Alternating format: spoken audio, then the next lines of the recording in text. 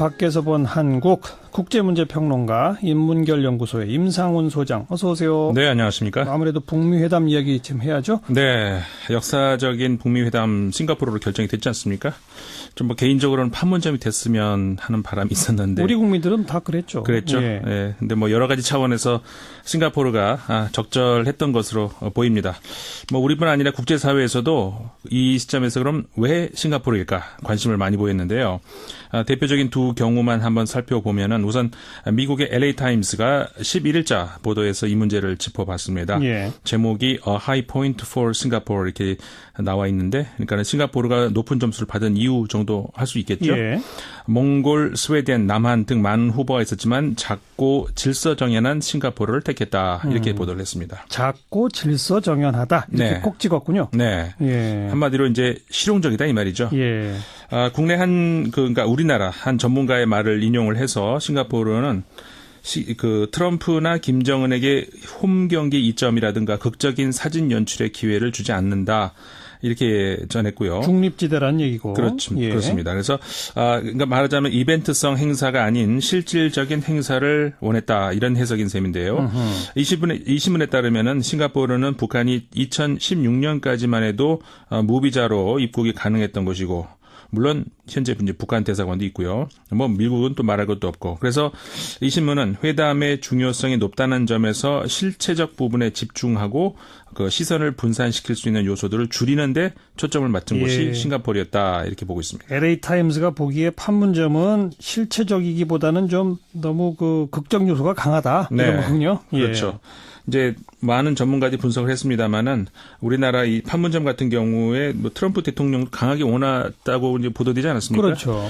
근데 이제 회담의 결과보다 특히 이제 우리나라 국민들의 경우는 기대하는 게 너무 크고, 그래서 어떤 의미에서는 이 그 회담 내용 기대할 만한 회담 내용보다 더 궁극적이고 최종적인 것까지 이제 우리 국민들의 시선이 가 있기 때문에, 그러니까 말하자면은 한반도의 완전한 평화 제책, 그러니까 뭐 통일까지 그러니까 우리가 눈높이가 가 있지 않습니까? 그렇죠. 그렇기 때문에 이제 북미 간의 판문점 선언 만약에 이제 도출이 된다 하더라도 이게 부담이 될 수 있다는 것이죠. 예. 그리고 또 하나가 이제 스포트라이트가 이제 문재인 대통령 쪽으로 집중되는 것도 역시 트럼프 대통령의 참모들 입장에서는 한반도 쪽으로 결정하기 어려웠을 거라는 겁니다. 그러니까 이 신문은 시드니 로위 연구소의 국제안보 프로그램 국장인데 유안 그레이엄 씨의 말을 인용을 해서 북한이나 미국 모두 한국의 영향력 아래서 스스로 드러내고 싶은 마음이 없었을 것이다. 이렇게 분석을 했습니다. 네. 그리고 이제 중국 입장에서도 물론 그 베이징에서 북미 정상회담을 하길 바랬겠죠. 그래서 그게 어렵다면은 싱가포르도 나쁘진 않다 이렇게 생각을 했을 것이다. 그러니까 중국의 지지도 얻을 수 있었을 것이다. 이렇게 이 신문을 해석하고 있습니다. 중국 쪽 언론은 뭐라고 보도합니까? 환구망에서 이제 보도한 걸 하나 전해드리면요. 10일자 보도했는데 일단 판문점이 배제된 것은 미국이 시작 전부터 북한에게 그 양보했다는 느낌을 주기 싫었을 거라는 겁니다.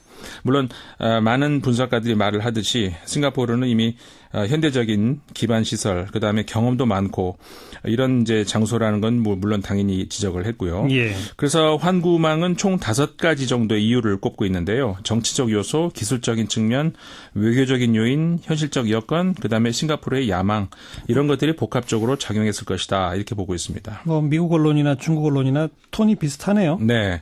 다만 이제 중국 입장에서 좀 나쁘지 않을 것이다. 이런 게 중국 입장에서는 없었겠죠. 네. 홍콩 명보, 홍콩 언론입니다. 하나 또 전해드리면 트럼프 대통령과 김정은 위원장 외에 또 다른 정상이 합류할 가능성 여기에 대해서 이제 기자들이 물었는데요. 이게 중요하죠. 네. 예. 일단 그 홍콩 명보 12일자 보도에서도 뭐 아까 말씀드린 그 비슷한 이야기도 있습니다. 그 중립적인 외교 무대가 이제 싱가포르가 적절하다 이런 안정성 낙점 이유로 꼽았는데 빅토리아 코츠, 그러니까 백악관 국가안보회의의 전략평가 담당 선임국장인데 이분이 이제 기자들한테 한 말을 전했는데요. 싱가포르 북미 정상회담에 문재인 대통령 그리고 혹은 시진핑 국가주석 등 다른 정상이 합류할 가능성이 있느냐라는 질문에 가능성은 있다. 이렇게 얘기를 했다고 하는데요. 하지만 우리는 아직 이에 대해서 아는 바 없다. 이렇게 말을 했다고 전했습니다. 그래도 어쨌든 미국의 관리가 가능성이 있다고 말한 거 의미심장하네요. 그렇죠. 예. 그래서 이제 북한이 싱가포르 카드를 받은 것도 또 전 세계 회담 개최에 대해서 진정성을 보여주는 것이기도 하다. 이런 평가도 있었습니다. 네. 자, 또 다른 내용 뭘 정리해 볼까요? 그 북미회담이 성공적으로 끝나고 나면은 이제 우리 남북 관계의 발전을 또 생각을 해볼 수 있지 않겠습니까? 예, 내일 또 남북 고위급 회담도 열리고. 네, 이게 예. 우리로서는 이제 정말 기다려지는 그런 건데, 북한도 이제 경제 우선 정책 하겠다. 김정은 위원장도 얘기를 했고, 그 다음에 지난 일요일이었죠. 그 폼페이오 미국 국무장관이 북한이 핵을 완전히 포기하면은 미국의 민간 자본도 북한에 들어갈 수 있을 것이다. 이렇게 말을 했는데. 그렇죠. 그러면은 이제 우리가 생각할 수 있는 거 그거 아니겠습니까? 북한의 경제 어디까지 갈 수 있을까? 이것과 관련해서 미국의 블룸버그 통신이 12일 보도한 내용이 눈에 띄는데, 김정은 위원장도 베트남식 개혁에 관심을 기울인다, 관심이 많다 이런 사실 알려져 있지 않습니까? 예. 이 신문은 김정은 위원장이 조금만 통제를 풀면은 북한이 제2의 베트남이 되는 것은 그리 어렵지 않을 것이다. 아하. 이렇게 전망했습니다. 중국식 개혁 개방 이런 얘기들이 있었는데 베트남식이다. 네. 그리고 제2의 베트남 되는 것도 그리 어렵지 않다. 네. 이 신문에 따르면 그런데요. 그런데 이유를 좀 얘기해 드리면은 예. 현재 북한 상황이 그 베트남이 이제 86년이었죠. 그 도이모이 개혁을 이제 처음 발표했을 때 그러니까 자본주의로 향하던 그 당시의 상황하고 놀라울 정도로 비슷하다는 겁니다. 아하. 더구나 이제 현재의 북한은 그 당시의 베트남보다 더 산업화되어 있기 때문에 오히려 더 유리할 수 있다는 거고요. 예. 현재 베트남의 경제 수준이 북한의 6배 정도라고 하는데 베트남 경제에 지금 삼성전자 같은 그 외국 투자가 기여한 바가 굉장히 크다고 하는데 특히 그 이 신문에 따르면 삼성의 투자가 베트남에 진출한 외국 기업들의 투자 가운데서 가장 크답니다. 전체 베트남 수출의 그 25%를 삼성전자가 담당한다고 하는데 네. 근데 만약에 이제 남북 간의 경제 협력이 본격화되면은 외국 진출하고 있는 한국 기업들이 당연히 아마도 이제 북한으로 이동할 것이 아니겠느냐. 예. 그래서 이제 이 신문에 따르면은 현재의 북한 수준에서는 해외 투자 유입을 허용을 해서 그 비율이 GDP의 20%만 된다면은 북한 경제가 5% 성장할 거다. 이렇게 예상을 하고 있습니다. 예. 근데 그렇게 되기 위해서는 다른 나라도 갈 것도 없고 한국의 투자만으로도 그 목표는 충분히 할 수 있다는 거죠. 그러니까 지금 한국이 베트남에 투자하고 있는 그걸 보더라도 네. 과거 그 베트남 시절과 비슷한 정치 체제와 경제 상황인 북한에 한국만 투자해도 된다. 그렇죠. 그런 얘기군요. 그래서 이제 삼성이 수년간에 베트남에 투자한 게 이 신문에 따르면 170억 달러가 넘는다고 하는데 지금 북한의 GDP가 310억 달러. 그러면은 그거 310억 달러의 20%는 이제 60억 달러가 되니까 예. 삼성으로서도 북한 투자가 그리 힘든 그런 투자는 아니라는 거죠. 예. 그래서 이제 북한이 마음먹기에 따라서는 이 경제 성장의 수직곡선 그릴 수 있는 거 어려운 일이 아니라는 겁니다. 네. 그리고 이제 북한뿐만 아니라 이제 우리 한국 입장에서도 아주 희망적인 게 있다면은 이 신문에 따르면은 남북한 인구 합치면 이제 8천만 정도 아니겠습니까? 예. 근데 남북이 이 정도 인구라면은 자체적으로 생산과 소비가 가능한 소위 말해서 그 파워하우스, 그러니까는 경제 강국이 된다는 거죠. 네. 특히 한반도 전쟁 가능성이 줄어들 경우에 흔히 우리 경제 약점으로 지적되는 게 바로 그 코리아 디스카운트 아닙니까? 지정학적 위험 요인. 네, 이게 이제 해소된다는 거죠. 이게 그렇죠. 굉장히 크다는 거죠. 예. 예를 들어서 이제 주식 시장에서 우리 기업들의 주가가 낮게 평가되는 중요한 요인, 이게 이 중에 하나인 그 전쟁 위험이 없어지기 때문에 예. 현재의 현재의 경제 규모로도 그 가치가 갑자기 상승할 수 있다는 거죠. 그러니까 한국 기업 주가가 바로 오를 것이다. 이거 네. 아닙니까? 그렇죠. 예. 이 신문에 따르면요, 이게 한국 기업이 실제 가치에 비해서 지금 30%나 저평가되고 있다고 하거든요. 그 이유가 이제 물론 다른 예를 들어서 재벌들의 불건전 지배구조 이런 것들도 물론 있지만 이 전쟁 위험 때문이 이제 크다는 건데. 네. 그래서 이제 올해 들어서 벌써 그 외국인들의 그 심리적으로 한반도 전쟁에 대한 우려가 이제 점점 사라지면서 1월 이후에 외국인들의 채권 매입 규모가 170억이 넘었다고 합니다. 그다음에 달러 대비 원화의 변동성도 낮아지고 있다고 하고 그 신용 디폴트 스와프라고 하지 않습니까? 그러니까는 예. 한마디로 쉽게 얘기하면은 부도 위험에 대한 부담률 정도로 얘기할 수가 있는데 이게 이제 최근 5년 이래 지금 가장 낮은 수준으로 떨어졌다고 하거든요. 네. 이 신문이 그렇게 이제 얘기를 하고 있고 그래서 이 신문은 지금까지는 북한이 한국 시장 안정에 도움을 줬다고 할 수는 없지만 앞으로 만약 김정은 위원장이 약속한 것을 지킨다면은 펀드 매니저들이 할 일이 갑자기 많아질 것이다. 하하. 이렇게 전망하고 있습니다. 블룸버그 통신의 분석이었어요. 네. 또 어떤 게 있어요? 영국의 파이낸셜 타임스가 또 여긴 또 한술 더 떴습니다. 네. 뭐냐면은 좀 제 경제 얘기를 하다 보니까는 숫자가 많이 나와서 좀 복잡해질 수 있는데 좀 천천히 말씀을 드리겠습니다. 예. 한국이 이제 잠재적으로 통일이 되는 경우를 한번 이제 생각을 해보는 우리 입장에서는 굉장히 좀 행복한 상상 아닙니까? 네. 이 10일자 보도에서 분석을 하고 있는데 유리존 SLJ 자산관리사의 그 스테판 젠 그다음에 조아나 프레르가 이제 1989년도 독일의 그 재건 사례 그때 통일됐을 때 말이죠. 예. 그걸 바탕으로 해가지고 한반도 통일 비용을 검토하는 그런 연구 논문을 들고 있습니다. 예. 이 관련 자료가요. 아마 지금 이 우리나라 통일 관련 문제에서 가장 최근 발표된 자료가 아닌가 싶은데 5월 9일 발표된 자료라고 합니다. 우선 유리존 SLJ는 그 89년 서독에서 동독으로의 이전에 있어서 현재 유로화로 따져봤을 때 서독의 현재 GDP의 62% 그러니까는 유럽연합 명목 GDP의 약 8%에 해당하는 1조 7천억 유로의 비용이 발생했다 이렇게 추정을 하고 있습니다. 예. 근데 현재 남북한의 인구는 당시 독일의 인구보다 적고 그다음에 서독과 동독의 인구가 그 당시는 4대 1이었는데 지금 남북한의 인구 비율이 2대 1이라는 거죠. 그렇죠. 남한이 이제 5천만 좀 넘고 북한이 2,600만 되니까. 예. 그렇다면은 다른 모든 조건이 동일하다는 전제 하에서 남쪽에서 북쪽으로의 인구 유입에 대한 수요가 이제 통일에 더 힘을 실어줄 수 있다는 거죠. 예. 한마디로 말해서 독일보다 유리하다는 겁니다. 예. 이제 반면에 그 산업 인프라 차원에서 보자면은 이제 과거 그러니까 동독의 경우보다 지금 북한의 경우가 훨씬 심각하다는 그거는 이제 인정을 해야 된다는 거죠. 그래서 이 부분에 있어서는 더 많은 투자가 독일보다 필요하다 이렇게 보고 있습니다. 그러니까 간단히 말하면 인구 비율 면에서는 우리가 더 유리한데 네, 인프라 건설 차원에서는 독일이 조금 더 이 동독이 좀 더 많이 있었다. 그렇죠. 예. 그래서 이제 이 격차를 줄이기 위해서 그 현재 남한의 1인당 국민 소득이 지금 27,300달러 정도 되는데 여기에 반해서 이제 북한의 경우가 지금 648달러에 불과한다고 지금 추정치지만 그렇게 예. 된다고 하거든요. 예. 근데 이거를 국내 총 생산으로 이제 환산을 하면은 북한의 경제 규모가 163억 달러가 된다고 하는데 이게 참 저도 눈을 의심했는데 제프 베조스 있지 않습니까? 아마존 CEO. 예. 이 사람의 순 자산의 12%밖에 안 된다고 합니다. 북한 전체가 예. 그래서 이 신문에 따르면은 북한 경제가 남한 경제하고 그래도 좀 어깨를 나란히 하려면은 이 수치가 그러니까 12%가 43%까지는 가야 된다. 그러니까는 이게 40억 달러가 돼야 된다는 거건데요. 예. 근데 이렇게 되려면 그럼 어떻게 되느냐?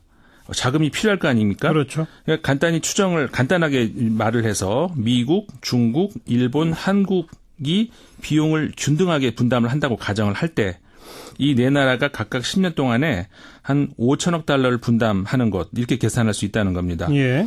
그래서 이제 현재의 미국, 중국, 일본, 한국 이 네 나라의 국내 총 생산의 각각 미국의 2.4%, 중국의 3.5%, 일본의 9.7%, 그다음에 한국의 29.5%에 해당한다는 겁니다. 어허. 그래서 향후 이 10년 동안에 이 네 나라 총 생산의 그러니까 또 각각 이제 미국, 중국, 일본, 한국 순입니다. 1.7%, 1.6%, 7.3%, 그다음에 4%를 의미한다는 거죠. 예. 그러니까 그 정도 4% 정도 많아야 7% 정도 감당할 수 있다는 얘기죠. 그렇죠. 이 보고서에 따르면은 이 네 나라 미국, 중국, 일본, 한국은 이 정도는 감당할 수 있다는 겁니다. 네. 뭐 물론 이 비용 외에 이제 통일 비용을 따질 때는 생각해야 될 게 굉장히 많지 않습니까? 뭐 이제 그 중에는 예를 들어서 이제 이 신문이 말하기를 북한 어린이들의 이제 영양 실조 상태 지금 심각한 수준이기 때문에 그렇죠. 이렇게 되면은 제대로 공부를 하겠습니까? 그러니까는 학습 감퇴로 당연히 이어질 것이고 뭐 이런 모든 것들 다 합쳤을 때 이 경제 비용을 생각해야 되는데 뭐 그렇게 거기까지 다 꼼꼼히 계산한 건 아닌 거죠. 그렇죠. 아무튼 말씀하셨습니다만 영국의 파이낸셜 타임즈는 좀 너무 많이 앞서간 것 같고 네. 앞에 그 미국 블룸버그 통신이 이 북한의 베트남식 모델 이건 상당히 좀 눈여겨볼 만한 그런 기사인 것 같네요. 네네. 수고하셨습니다. 네, 감사합니다. 인문결연구소 임상훈 소장이었어요. 중국 입장에서 좀 나쁘지 않을 것이다. 이런 게 중국 입장에서는 없었겠죠. 네. 그 홍콩 명보 홍콩 언론입니다. 하나 또 전해드리면 트럼프 대통령과 김정은 위원장 외에 또 다른 정상이 합류할 가능성 여기에 대해서 이제 기자들이 물었는데요. 이게 중요하죠. 네. 예. 일단 그 홍콩 명보 12일자 보도에서도 뭐 아까 말씀드린 그 비슷한 이야기도 있습니다. 그 중립적인 외교 무대가 이제 싱가포르가 적절하다 이런 안정성 낙점 이유로 꼽았는데 그 빅토리아 코츠, 그러니까 백악관 국가안보회의의 전략평가 담당 선임국장인데 이분이 이제 기자들한테 한 말을 전했는데요. 싱가포르 북미 정상회담에 문재인 대통령 그리고 혹은 시진핑 국가주석 등 다른 정상이 합류할 가능성이 있느냐라는 예. 질문에 가능성은 있다. 이렇게 얘기를 했다고 하는데요. 예. 하지만 우리는 아직 이에 대해서 아는 바 없다. 이렇게 말을 했다고 전했습니다. 그래도 어쨌든 미국의 관리가 가능성이 있다고 말한 거 의미심장하네요. 그렇죠. 예. 그래서 이제 뭐 북한이 싱가포르 카드를 받은 것도 또 전 세계 회담 개최에 대해서 진정성을 보여주는 것이기도 하다. 이런 평가도 있었습니다. 네. 자, 또 다른 내용 뭘 정리해 볼까요? 그 북미 회담이 성공적으로 끝나고 나면은 이제 우리 남북 관계의 발전을 또 생각을 해볼 수 있지 않겠습니까? 예, 내일 또 뭐 남북 고위급 회담도 열리고. 네, 이게 예. 우리로서는 이제 정말 기다려지는 그런 건데, 북한도 이제 경제 우선 정책 하겠다, 김정은 위원장도 얘기를 했고, 그 다음에 지난 일요일이었죠. 그 폼페이오 미국 국무장관이 북한이 핵을 완전히 포기하면은 미국의 민간 자본도 북한에 들어갈 수 있을 것이다. 이렇게 말을 했는데. 그렇죠. 그러면은 이제 우리가 생각할 수 있는 거 그거 아니겠습니까? 북한의 경제 어디까지 갈 수 있을까? 이것과 관련해서 미국의 블룸버그 통신이 12일 보도한 내용이 눈에 띄는데, 김정은 위원장도 베트남식 개혁에 관심을 기울인다, 관심이 많다 이런 사실 알려져 있지 않습니까? 예. 이 신문은 김정은 위원장이 조금만 통제를 풀면은 북한이 제2의 베트남이 되는 것은 그리 어렵지 않을 것이다. 아하. 이렇게 전망했습니다. 중국식 개혁 개방 이런 얘기들이 있었는데 베트남식이다. 네. 그리고 뭐 제2의 베트남 되는 것도 그리 어렵지 않다. 네. 이 신문에 따르면 그런데요. 그런데 이유를 좀 얘기해 드리면은 예. 현재 북한 상황이 그 베트남이 이제 86년이었죠. 그 도이모이 개혁을 이제 처음 발표했을 때 그러니까 자본주의로 향하던 그 당시의 상황하고 놀라울 정도로 비슷하다는 겁니다. 아하.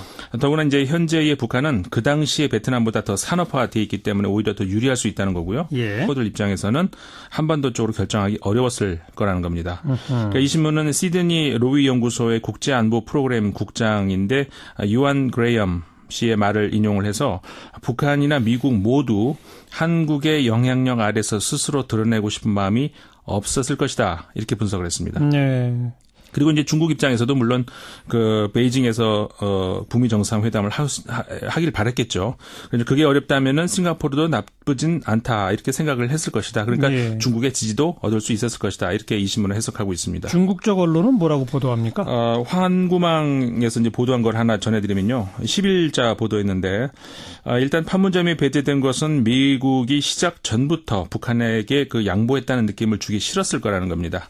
물론 많은 분석가들이 말을 하듯이 싱가포르는 이미 현대적인 기반 시설, 그다음에 경험도 많고 이런 이제 장소라는 건 뭐 물론 당연히 지적을 했고요. 예. 그래서 환구망은 총 5가지 정도의 이유를 꼽고 있는데요. 정치적 요소, 기술적인 측면, 외교적인 요인, 현실적 여건, 그다음에 싱가포르의 야망 이런 것들이 복합적으로 작용했을 것이다. 이렇게 보고 있습니다. 뭐 미국 언론이나 중국 언론이나 톤이 비슷하네요. 네. 네. 다만 이제 북한 죄송합니다. 이런 해석인 셈인데요. 이 신문에 따르면은 싱가포르는 북한이 2016년까지만 해도 무비자로 입국이 가능했던 것이고 물론 현재 이제 북한 대사관도 있고요. 뭐 미국은 또 말할 것도 없고. 그래서 이 신문은 회담의 중요성이 높다는 점에서 실체적 부분에 집중하고 그 시선을 분산시킬 수 있는 요소들을 줄이는데 초점을 맞춘 곳이 싱가포르였다 이렇게 보고 있습니다. LA 타임스가 보기에 판문점은 실체적이기보다는 좀 너무 그 극적 요소가 강하다 이런 거군요. 그렇죠. 이제 많은 전문가들이 분석을 했습니다만은 우리나라 이 판문점 같은 경우에 뭐 트럼프 대통령도 강하게 원했다고 이제 보도되지 않았습니까? 그렇죠.